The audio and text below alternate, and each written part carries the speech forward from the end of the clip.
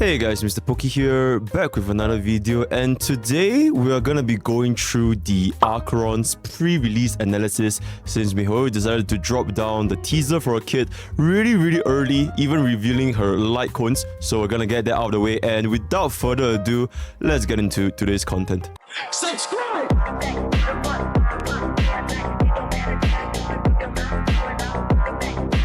Alright, so welcome back to Pokke's Classroom chat. Welcome back. I'll keep it about this.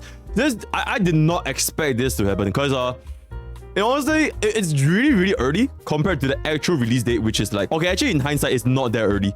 It's kind of early, but it's not that early. But like, because her birthday is like next week, if I'm not wrong. So I mean, like, we can talk about it now. We'll just talk about it now, right? So, character preview, Acheron, the words of Yode. Alright, so we're just gonna cut across all this. This is really not that important. We're just gonna cut right down to the crux of the situation, which is jumping straight into her character traces, right? And first of all, it's gonna be the red Oni. When a battle starts, immediately gain certain number of Slash Dream and apply certain number of Crimson Knot stacks to a random enemy. When Slash Dream reaches upper limit, for every point of Slash Dream that exceeds the limit, gains one stack of Quadrivalent Ascendance, up to a maximum number of Quadrivalent Ascendance stacks. Okay, chat, before we even continue any further, right, I feel like you guys need to understand what is Slash Dream and what is Crimson Knot. Because if you guys don't understand, it's just like a whole lot of yapping that doesn't really, you guys don't really know what's going on, right? So, essentially, Slash Dream, I'm just going to cut right down here. You'll understand from the ultimate. Alright, Slash Dream is basically tied to this, the ultimate, right? You can only cast the ultimate upon 9 stacks of Slash Dream. You gain Slash Dream with this, right? When Slash Dream reaches the upper limit, which is 9, because we have seen from the trailer, this literally says 9 over here, right? So when this reaches 9 stacks, you can then cast the ultimate, right? Then Crimson Knot is a stack of debuff, right? You can see that when one stack of Crimson Knot will be inflicted, blah, blah, blah. Okay, we don't really care about this for now, but just know that you can cast the ultimate when you reach 9 stacks of Slash Dream. And then when you cast the ultimate, then it'll basically remove all of the, like you can see over here, it'll remove all of the Crimson Knots, which is a debuff for itself, right? So that's basically something you need to know before we get ahead of ourselves. So that's basically the rate only. So basically what it says, when the battle starts, you start off with a certain number. It's kind of just like how every other unit, you start off with like half energy or whatever kind of energy. So she'll always start off with a certain number of Slash Dreams and a certain number of Crimson Knocks to a random enemy target, so you can get the battle rolling. So that's basically that. Now the second talent is going to be the Abyss. When there are 1 or 2 nihility characters other than Acheron in the team, damage dealt by Acheron's basic attack, skill, and ultimate increased by a certain amount.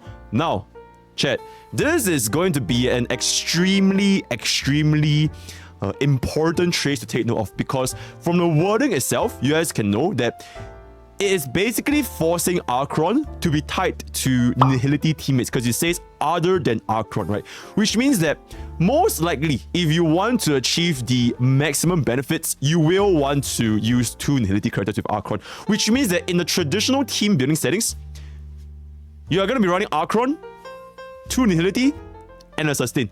Which means that Acheron's team building is really not as flexible as compared to a lot of our other hyper carries, which can pretty much use both Harmony and Nihility units, right? So there is one potential downside, but the upside is that this damage bonus, we might be able to see a very significant amount of damage bonus depending on what the multiplier is going to be like. But for such a limiting restriction, it's kind of like, you know, like Jujutsu Kaisen curse training. If you curse yourself, the stronger the curse, not Jujutsu Kaisen, sorry, Chainsaw Man. The stronger the self-imposed curse, the stronger the power level, right? So with such a strong inhibitor to team building, we should be able to see a pretty sizable amount of damage multiplier increase based on the restrictions over here. But for that, we're gonna have to wait for future updates. And finally, Thunder Core.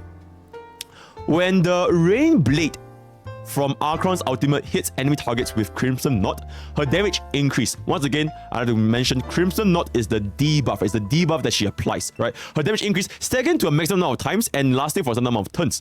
When Stygian Research triggers, additionally deals damage to a certain number of times, each time dealing lightning damage and is viewed as part of the ultimate damage. Honestly, chat, don't have to overcomplicate things. Essentially, what this means is that when you cast your ultimate, you're going to be dealing tons of damage, right? There's not much to be played around here. It is basically saying that when you cast it on enemy with Crimson Knot, which definitely there will be things with Crimson Knot, you'll do additional damage. So you just upgrade this and you don't have to worry about it anymore. It doesn't really affect her mechanics. You don't really have to care about it that much. You will deal a lot more damage, right? So yeah, that's basically it. At a glance, it looks like she's one of the more complicated characters so far, because there's a whole lot of yapping from the traces alone. Let's just jump straight into the technique, right? The first of all is going to be Quadrivalent Ascendance. Immediately attacks enemies. Gains this at the start of every way, deal damage to all units, reduce toughness of all irrespective of weakness types, and it will trigger a lightning break. Now, the most important part is not this, right? You're probably going to use this to start the battle with MOC, all that kind of stuff. The most important part for my players who are dealing your overworld farming, for my players who are dealing with their simulated universe, it will instantly defeat them without needing to enter into battle. This changes everything. So instead of waiting for like 10, 20, 30, 40 seconds to deal with a single mob, now you literally eliminate them with a single click of a button. So this is genuinely one of, if not the best techniques that people who want to farm overworld, who want to farm Simulated Universe are gonna get. It's as good as it gets. I don't think it can get any better than this. The only downside is that it can't be used against trotters, like it was mentioned in the live trade event, and it can't be used against elites, right? Otherwise, you'll just be completely broken. But other than that, excellent technique. I do want to say that you are probably going to be ending up using a lot of technique points. So do remember to craft this little technique point snack. My editor can show the picture over here. Basically, you can gain 2 technique points whenever you consume this. So do make sure to craft a lot of this if you guys are going to be conducting a lot of killing the overworld mobs and killing the Simulated Universe, right? So that is going to be her technique. And jumping to the basic attack, honestly, nothing much to be said over here. It's just a slapping an enemy with a massive katana, so nothing much. Talent. Now, let's dive into this a little bit further. When Slash Dream reaches upper limit, like I mentioned just now, you can use the ultimate. During ultimate, reduce enemies' toughness regardless of weakness types, and reduce all enemies' all type rest, lasting until the end of the ultimate. This is the second time she changes everything. It means that no matter what is gonna happen, the ultimate is gonna be on element. It will always reduce the toughness bar, and it will cause rest penetration, right? It's gonna be as if Acheron has no weaknesses, which is absolutely insane, especially for new players, where elemental coverage is one of a new players' most difficult point when it comes to targeting endgame content, which is why I also recommended in my previous CN pooling opinions video. A lot of players in the CN community thinks that she's going to be extremely versatile, extremely strong, extremely valuable because of this ultimate. And why this is the case, why it's so strong, is that the ultimate, like you guys have seen from the live trailer, it is tied to the stacks you get from this, right? The Slash Dream, which is obtained from any debuff. Which also means that Acheron, when you're up against like specific scenarios, you're probably gonna very easily get a 2-turn, if not 1-turn ultimate, which completely just destroys everything. So it's just such a we really need to just see how much this ultimate damage is gonna be dealing. But for now, if from based on the live trade event, which she did, I think 300,000 over damage from a single ultimate, it's gonna be looking extremely powerful, right? So that's gonna be that. If the enemies, what will be? Acheron gains 1 point slash and inflicts 1 stack of blah blah blah. If debuffs are inflicted on multiple targets, then 1 stack of Crimson Knot will be inflicted on enemy target with the most Crimson Knot stacks. This effect can only trigger once every ability usage. This is pretty fair, because if we have like an AoE abilities in the future where like you cast like 20 different like minion debuffs, then what Acheron just casts ultimate every half turn. Every single time, it just doesn't work that way. So this is a pretty good balancing. When Acheron is on the battlefield, when an enemy target leaves or enemy is defeated, Crimson Knot will be transferred to the enemy target. It is kind of like Black Swan's the thingy, I forgot what's it called. The Black Swan's thingy, or the Black Swan's DOT, but it can always be transferred and it's just never lost, right? So there will always be some kind of Crimson Knot until you cast ultimate to consume the Crimson Knot, which we'll be talking about later on. But first of all, the skill, gain 1 point on Slash Dream, which is basically the stack required to cast ultimate, and inflict 1 stack of Crimson Knot on a single target, deals lightning damage as well as a certain amount to adjacent target. No, this is 1 stack of Crimson Knot to a single target and not Crimson Knot to all 3 targets, right? So this is only for a single target. So do aim the main target you want with your skill. And finally, the ultimate. First of all, this is by far the best looking ultimate this entire game has to offer. I feel like they just went like all in on the ultimate budget over here. It's like, it used to be Blackstone's ultimate, and now Acheron's ultimate is literally a domain expansion, infinite meta, or infinite cutting, or whatever you call it, right? Delivers 3 Rain Blades and 1 Stygian research in succession. Enemies cannot be inflicted with Crimson Knot while under ultimate is active. Okay, so Rain Blade is the first 3 instances. Stygian Research is the last instance, right? So this Rain Blade, it is 3 single target damage and removes up to 3 stacks of Crimson Knot. When Crimson Knot is removed, deals lightning damage to all enemies. And with the additional damage multiplier for this increase for every stack of Crimson Knot increase. So what's a good example that I can think of? It is kind of like a DOT, but okay, it's kind of like you're putting like bombs on a target. You're putting bombs and you detonate those bombs using her ultimate. So the more Crimson Knot you apply, the more explosive the damage gets. And this Crimson Knot, when it explodes like little bombs, it'll affect all targets, right? So which is why even though this 3 Rain Blade is targeting a single target enemy, it will still deal AoE damage to everyone because of the little Crimson Knot, right? And then finally, Stygian Research is going to be dealing damage to all targets and removes all Crimson Knots, which means that whatever amount of Crimson Knots you have, by the time you use Acheron's ultimate, every single Crimson Knot will be gone, and then you have to just restart the cycle again. So the rotation of Acheron is basically, you apply Crimson Knot, you gain Slash Dreams. Upon every single 9 stacks of Slash Dreams, you cast ultimate, and the cycle just repeats itself. And the reason why this that's pretty much at the end, right? But before we talk about the Lightcone, the reason why this Acheron is looking to be so bloody strong is because there's a lot of ways you can apply debuffs in Honkai style. There's a lot of ways, right? You can go from the typical debuffs, like defense down, speed down, attack down from Silver Wolf, Pella, all that kind of stuff. You can gain from the DOTs, gain from Kafka, gain from Sampo, gain from Queen Ifem, gain from Black Swan, all that kind of stuff. You can also gain it from enemy debuffs, such as even when the bugs explode, right? In the live trailer, they mentioned specifically when the True Swarm summons the little bugs and the little bugs explode and they apply a vulnerability debuff, that's also considered as a debuff, right? Your goldfish debuff, your dogs, when they die, they cause the bleed.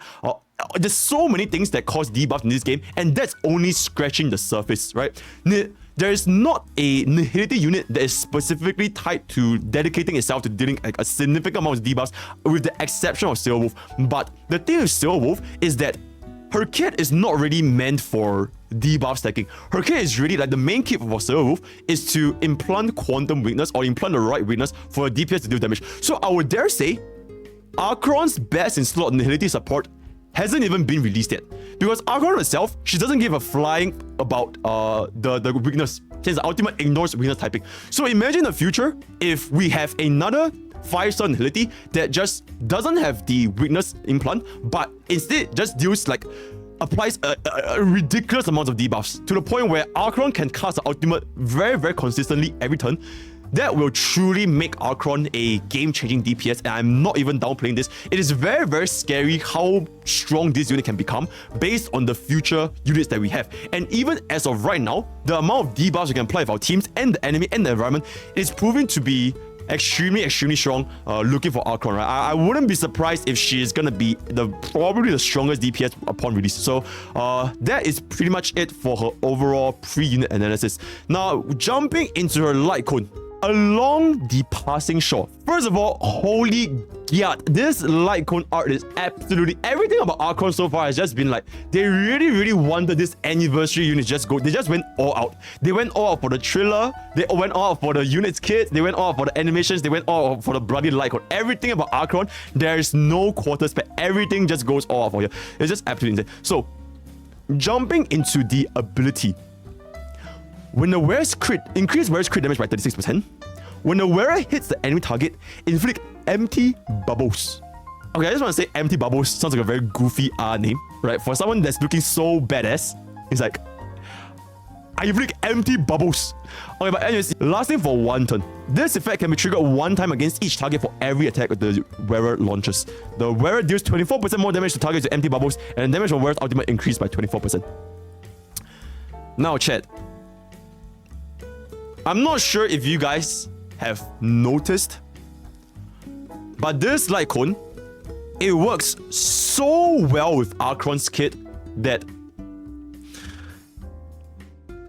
not having this Lightcone with Acheron will probably drastically reduce Acheron's performance. Not because of the crit damage, not because of the damage to targets inflicted with empty bubbles, and not because of the ultimate damage increase. But it is because of this right here. This inflicts a debuff lasting for 1 turn and can be triggered 1 time against each target for every attack the wearer launches. As you guys might know by now, debuffs, as long as you're applied, you gain 1 stack of slashed dreams. With this Lightcone alone, it will drastically increase Acheron's ultimate uptime. You pair this Lightcone up with your nihility units, like your Pella, like your Silverwolf, your Kafka, your Blackstone, your Queen Iphone, your Sampo, your Welt, your anybody, right? The amount of times Acheron can use her ultimate, it's literally as if you can run her in any scenarios, regardless of element, regardless of anything, because she's just gonna be casting ultimate so many times. And I would say this: if players do not want to pull for Acheron's signature Lightcone, I would strongly advise players to lower their expectations for Acheron. She is one of the few units that the signature Lightcone makes or break a target. I know most DPS now we have in Star Rail, having their Lightcone will make them a lot better, right? Jing Yuan without Before Dawn is kind of like goo gaga. Daughter ratio without the signature Lightcone is not bad, but the signature Lightcone really improves daughter ratio damage by a lot.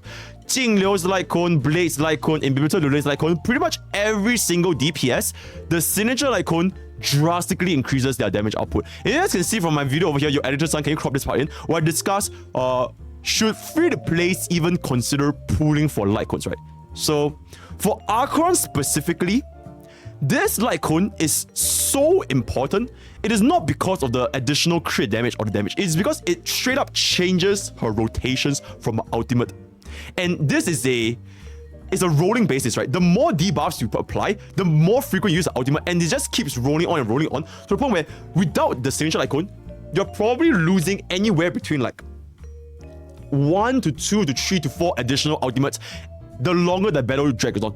So I would say I would heavily advise players to consider getting Acheron with the signature Lightcone.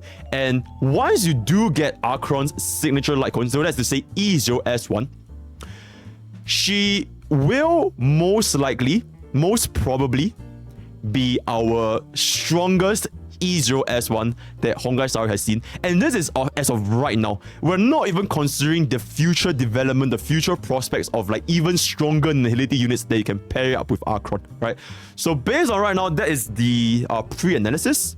And yeah, that's pretty much it. And before we wrap up, we're just gonna go ahead and look at one of the video over here I put up. Excellent video from our CN community, and I'll be just roughly translating what they have mentioned about Acheron's pre-release as well. Right? So chat, this is basically from one of the largest CN content creators on Bilibili space. He makes excellent guides. So we'll just be reacting to the portion where with regards to the pre-release analysis for Acheron specifically, right? So that's gonna be that.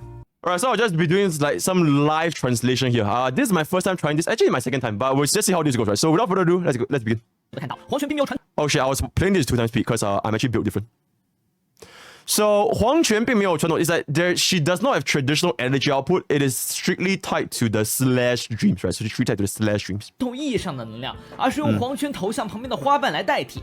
仔细数一下就会发现，刚好有9片。在演示中呢，可以看到花瓣都亮起时，背后出现了一圈红色的光晕，然后就可以释放一个超级炫酷的大招了。大招期间的背景会变为白色，只留下黄泉右臂和刀刃一抹红色，视线就仿佛停止了一般。3道红刀斩完，再接1刀，此刻寂灭之时。啊，不对，串台了。2.1的雷属性角色大招是一刀横斩，雷神我就知道是你。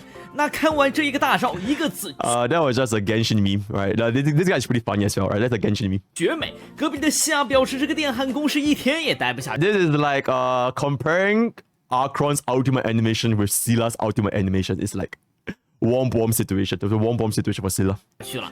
那攒积花瓣的方法呢也很简单，那就是让敌人陷入负面状态。So as long as you get the stacks, it's from giving debuffs. 队友上负面也算是一片，甚至例如。So using your skill, you get 1 stack, right? So using your skill, 放1点亮， you get 1 stack of the slash dreams. 一片，队友上负面。Any of your allies applying debuffs also applies 1 stack, as we've seen from the trailer just now. As well as all these enemies, your goldfish defense down, the dogs dying, the T-Rex getting the debuffs, the frigid prowler when he wants to eat an enemy mobs and doesn't eat an enemy mob and get the self-casted defense down. All these enemies will count as debuffs for Acheron, which will improve her slash dreams. 自爆减方的金鱼 2.0 版本的汽水狗和爆炒龙，冰胖吸收衍生物失败，这些敌人的负面效果也可以给黄泉。All these debuffs 光锤呢？要知道托帕银狼卡夫卡的专属攻。Okay, this is basically the CN community. Okay, at this point when they released this video, it was before the actual Lightcone was released, right? So they're saying that if you don't have Acheron's signature Lightcone, all these native Lightcones, they technically also apply debuff. Topaz Lightcone, Incessant Rain, and Kafka's signature Lightcone, you can see the effects, they all apply a debuff, right? So even if Acheron doesn't have it, if you apply Incessant Rain or Kafka's signature, technically you could make it work because they technically do apply a debuff, but it is definitely nowhere near as optimal as compared to her own signature Lightcone. So yeah. Topaz is not for Acheron. Topaz is for ally targets. Topaz for the ally targets. 都有给敌人上 debuff 的能力，不过这些角色呢，其自身就可以挂，相对来说影响不大。但要是光锥也属于前战中特意强调的任意目标，那么存护光锥里面。Then this is basically the trend of the universal market. Very likely, if we are going to be pairing Acheron with a preservation class unit, then this Lightcone is going to be the best in slot because of the burn that you're going to be applying to the enemy as long as they hit the wearer, right? So some examples that you can see in mind. 宇宙市场趋势的就有点恐怖了，要买榜的小伙伴们。Yep, such as Japart. Probably going to be one of the best slot supports for sustains for Acheron, as well as Adventurine, or even Fire Trailblazer. 那也可以现在练起来。除了超级炫酷的终结期。Okay, they didn't mention about Fire Trailblazer, but since they talk about it, Fire Trailblazer, the taunt, it also counts as a debuff. So, yep. 黄泉还有一个超帅的秘技，从前战中就可以看到，可以立即消灭敌人，甚至魔女宇宙也能触发。可能这就是除地领域大神吧。而且从黄泉的技能模组中可以发现，它似乎有点像是一个毁灭，战绩是扩散伤害，大招对伤害。She low-key looks like a destruction unit because her skill is a 3 target with 1 main target, and the ultimate is kind of like you choose a single target and then in the end is an AoE. So it kind of reminds them of like a destruction type targeting. 介绍的篇幅中，我们也能看出来，黄泉的天赋战绩最终都是为了终结服务的，所以 So both talent and skill is tied to providing Acheron with as many stacks of slash dream as possible in order to increase the Acheron's ultimate uptime. Which means to say, majority of Acheron's damage output is not directly tied to the skill, right? She doesn't really care about the skill, and the talent directly is tied to the ultimate. So players who want to maximize Acheron's damage output, you should be looking to how can we make Acheron cast as many ultimates as humanly possible? 快速充能就变成了重中之重。看过技能手，大家一眼就肯定想到了银狼和佩拉。思路是能让队友充能，黄泉自己全部堆输出。So this is basically like pretend like Silver Wolf and Pella, they are like team units. They are like team units that provide Acheron energy because each time they apply a debuff, it applies a stack to Acheron, right? Which increases Acheron's damage output because now she can cast ultimate at a much faster pace. 完全不敢出手次数，辅助们呢堆高速度和充能，频繁的出手和释放终结系。So this means that your supports they need to build high speed, high energy generation so that you can go faster and cast more ultimates. Whereas for Acheron, you can keep her to be slow. You don't really need to give her speed. You definitely don't give her energy generation. You just go all in on damage because ultimate, as long as you can cast the ultimate, you're good to go.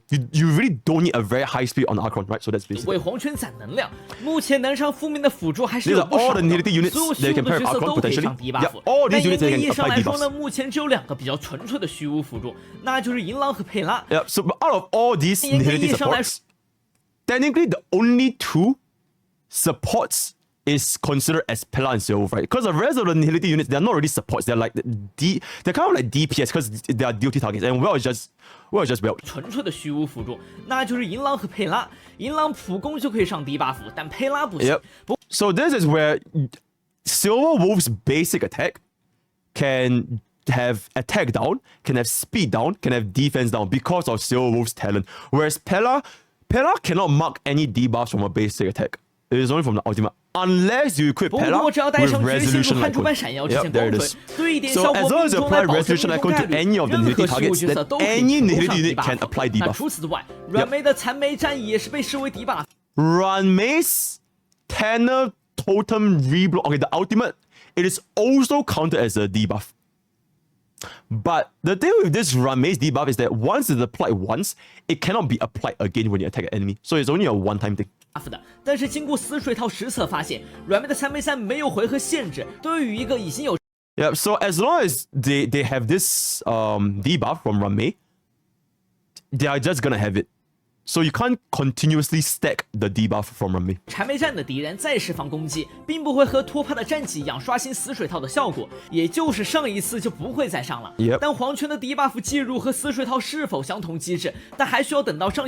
This is basically Acheron's best in slot gear. Potentially right now is going to be the Pioneer set, but they need further testing to see how this debuff works exactly when it comes to cylinders with the 4P set. 且实测后我们才能知道。那同时，如果宇宙市场趋势可以给黄泉叠花，那么几乎所有重库角色都会是黄泉。Yeah, as long if the trend of universe market can infinitely stack on debuffs, which means every single time somebody attacks your preservation unit, Adventurine, Japard, 5MC, March 7th even, as long as they hit them and you give them this burn, then preservation will be Acheron's best in slot sustain class, which makes Acheron as a unit itself even more complete because now, you know, a lot of times we use it with like Huan, right? But Huan's energy doesn't really benefit, and Huan can't use Trend of the Universe, which means you open up even more slots for more flexible team building composition for Acheron specifically, because she works so well with a preservation unit that has this Trend of Universe market Lightcone. 好队友，特别是自带嘲讽的杰帕德， Yep, 对面走 like 杰克频率越高，黄泉拔刀就越快， Yep. 出打一个敌人越快，敌人越弱。那除了宇宙市场趋势，杰哥自带战绩也能上冰冻这个。 Japard's skill can also apply a freeze, which is also a debuff. So for the first time ever, Japard E1 owners rejoice, because this is considered as a debuff. That's crazy. 负面状态，再配合上缠点强的花火，说不定又是一个不错的阵容。 So this team comp is basically suggesting you could give Sparkle with Acheron with Japard and use Sparkle to buff up Acheron's action, while Japard can also spam his skills to apply as many freeze as possible. But unfortunately, this does not cover 2 nihility units, so do keep in mind that you're not going to get the full benefits from the traces. 还有就是有点略抽象的追击阵容，因为追击攻击本身就是高频攻击的代表。如果没 This is a really interesting cook. Using follow-up attackers with Acheron. So the deal with this cook is because Doctor Ratio and Topaz, they both can also apply debuff. Right? I'm not sure if you guys remember, both Doctor Ratio and Topaz, they can apply debuff. So it is a potential cook that you might consider running for Acheron. But once again, this team does not have any nihility teammates, so do use with your do research, right? 每次追击都能上debuff，那不也是完美符合要求吗？典型的只有托帕和真理。大家可能要问，真理托帕的追击也不是每次都能上debuff，只有方一才行啊。 Yeah, this means that you don't really apply debuff every single time with Topaz and Doctor Ratio unless you use your skill.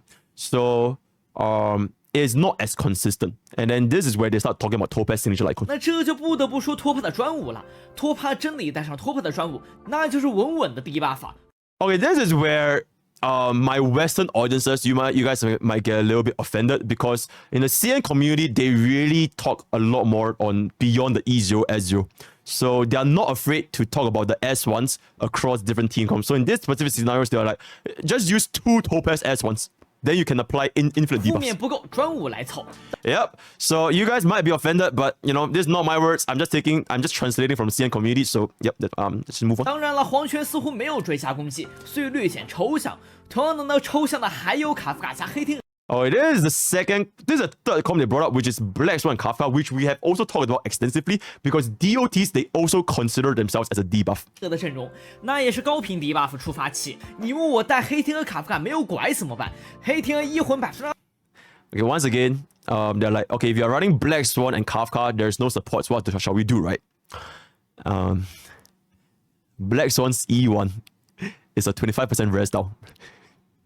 It's not my words, guys. It's not my words. 25%的减抗，战绩20.8%的减防 20.8% defense reduction. 回合 Ultimate 25% damage taken increase. 85%的异伤，这拐不就来了吗 So they're saying like, if there's no supports, just get Black Swan's E1. Essentially, alright, okay, but even without Black Swan's E1, technically Black Swan still have 20% defense reduction as well as a 25% damage taken increase. And this is a very important point to take note of. This is very, very important. This 25% damage taken increase for Black Swan's ultimate, it only happens during the enemy's turn. But because Acheron's ultimate, you can use her ultimate at any point of time. Save Acheron's ultimate when it is the enemy's turn. Do not use Acheron's ultimate unless it is the enemy's turn, right? So this is very, very important. Otherwise, you will not be able to get this benefit. Which is also why Black Swan can synergize so well with Acheron, since this will take full effect whenever you use Acheron's ultimate during the enemy's turn, right? Super, super important. 回合异伤也刚好适用于以终结系为主的黄泉。当然，这两个阵容都是比较抽象的。Yeah, so these two team comps, they are theory crafting. They are fuse crafting at this point, right? There's no numbers to back them out. That's why you see the goofy R faces. So do take them with a pinch of salt, right? So yeah. 实际上呢，不一定能用啊，只是本就给高薪无敌的挣脱卡黑玩家找点乐子。那 So this is for basically that they are addressing to the CN whales, which is a lot of people. Like, if you guys have Black Swan, Kafka, Topaz, and Daughter ratio, feel free to experiment with this comp. But you guys can see okay, I'm not sure if you guys can see the cultural differences here between the CN and the Western community, but they're just funny like that. And I really like this. I really like this part. If you guys want to experiment, feel free to go ahead, right? 那除了这种一眼定真的思路，当然还有用拉条提高黄泉自己的出手次数，对友只提供少量的负面状态的思路，比如带上花火加上布洛尼。 Oh, it is Acheron with Bronya and Sparkle. Once again, without the Nihility teammate. 让黄泉多动，靠战绩叠花，而且两位辅助呢又有很强的爆发增益。 So this is basically giving Acheron as many turns as possible, right? The Bronya give a turn, Sparkle give a turn, then just keep buffing, and you just rely on Acheron herself to stack on the debuffs because every single time you can use a skill, it's gonna be a debuff.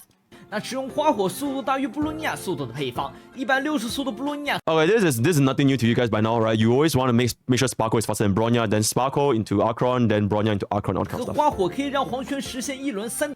So this is basically if you were to use this combination, you can make sure that in one wave, Acheron can move 3.2 times. I'm not sure where the 0.2 came from, but yeah. 2动，并且再配合手法，先让花火拉条，黄泉行动完再。 Okay, this is very, very important as well. I've also talked about this in my previous videos. You can, in fact, stack Acheron and Bronya's skill together. Because while after Bronya casts her skill on Acheron, the buff from Sparkle will disappear. But before Acheron actually gets pulled up, you can cast the ultimate before her turn actually begins. Which at this specific juncture, you gain both the benefits from Sparkle's buff and Bronya's buff. And this has been tested for every single DPS so far. Argenti, Weld, Scylla, Qingliu. So do keep in mind to make use of this trick to fully maximize Acheron's damage output. 再让布洛尼亚拉条，在还没有进入黄泉回合前，黄泉身上的花火爆伤 buff 还 Yep, so you can gain both buffs from Sparkle and Bronya before Acheron turns actually begin. 没有消失， Try yourselves, 就 yeah, 吃 try 满了 yourselves. 布洛尼亚战绩的增伤，按下大招直接来一发究极爆发。 Yep, so this is the ultimate before her turn begins, right? You cast the ultimate here, it's going to do tremendous amounts of damage. If you cast it here, then she's going to lose Sparkle's buff. So do it before her turn begins. 这点已经在银之的身上实验过了，是完 Yeah, 全 they've 可 tested 行 this with 的。 Argenti, 就不知道 they've 黄 tested it 泉 well. 的大招伤害占比是能否支持这样的增益只覆盖大招的双拉条体系。那除了伤， This is basically saying that they are not exactly sure whether Acheron's ultimate uptime can be consistent by running only 2 harmony sustains, right? Because now she's the only person giving herself the slash streams, so it might be a bit slower compared to other utility debuffers. 能否支持这样的增益只覆盖大招的双拉条体系？那除了上面提到的靠队友拉条或者上debuff来让黄泉的加速充能外，其实环境对于黄泉的 This is a very interesting point that I think needs to be talked about a little bit more, which is Acheron's ultimate uptime. It is not strictly tied to your team building. It is also tied to the environment you're using Acheron against. So, I'll just let them explain. 比如击破 Lightning break or any break, they are also considered as debuffs. So the faster you can break an enemy target, or the more times you can break an enemy target, imagine 5 target break versus 1 target break. It will affect the amount of stacks that Acheron can get. 伤害呢也算是给对方上 debuff 了，无论是哪种击破都有 debuff。 all 那这 debuff 也意味 is 着， from all 如果 breaks, 对面小怪越多，就可以靠着队友释放技能，频繁的打出击破，从而让黄泉快速。 The more enemies there are, the more you can rely on your teammates to deal damage and break their toughness bar to technically also apply debuffs. So for example, if they are weak to Quantum and use Fusion's ultimate to break like 5 enemies, that's 5 stacks. Right, so it can also be applied to Acheron as well. 功能，比如浮轩的大招，还有一种呢，就是敌人给敌人上 debuff 的情况，比如虫群就喜欢召唤。Yep. So if you are in a situation where you're fighting against True Swarm and they summon a lot of the little bugs, like I mentioned at the start of the video, they also apply debuffs. So Acheron's ultimate uptime, it is not strictly in a vacuum. You have to see what kind of enemy environments you're against to fully maximize Acheron's damage output. 招虫的死一只，那就是给一次一伤 debuff， 配合群攻的黄泉，那大招肯定会转得非常快。所以从理论上来看，黄泉比其他主 C 呢更容易受到环境的影响。要是对面全是那种喜欢召唤的，那就真的随便开打了。 So she's like Acheron compared to all of our DPS so far is very reliant on what kind of enemies she's against. And if you put Acheron against targets like the True Swarm or like a lot of different mini mobs, you might be able to cast like 2 ultimates in a single turn, which is absolutely insane. 一些方面呢，目前我们还不知道黄泉的标记是否为 debuff， 是否能够触发负面套。如果能呢？ Yeah, so this is where we are not exactly sure if Acheron's Crimson Knot considers as a debuff for the Pioneer set, right? So there's no conclusive evidence yet. 那么肯定是负面套最优。Yes, if it does trigger as a debuff, then it is going to be the best slot by a mile. 负面套是目前词条最多的4件套，强度方面仅次于20减防的量子套。如果不行呢，可 So this is the little bit of a slight comparison. So they're saying that in a vacuum, 20% defense reduction from Genius 4-piece technically is the only set that could potentially outperform this, because 20% defense reduction is always going to be quite important. But everything else, the amount of crit value you gain here is going to be insane, especially when you stack on a lot of defense rate with Genius 4-piece. But if you cannot stack on the defense rate with Genius 4-piece, then it might not be as big of an impact. So, 如果不行呢，可能还得回头用雷套。内圈的话呢，2.1有2件新出的仪器，所以最好还是等2件新仪器。So this is where we want to wait for World 9 Simulator Universe and see what kind of effects they provide before deciding the inner 2-piece for Acheron. 上线之后再做定夺，但是新铁的仪器相对比较平衡。So is an excellent choice because of the crit rate as well as the 15% damage increase. 肯定是能用的。 So definitely usable. 刷到雷伤球和攻击神呢，记得留一留。当然，直接把正在喝汤吃肉的警员身上那他8。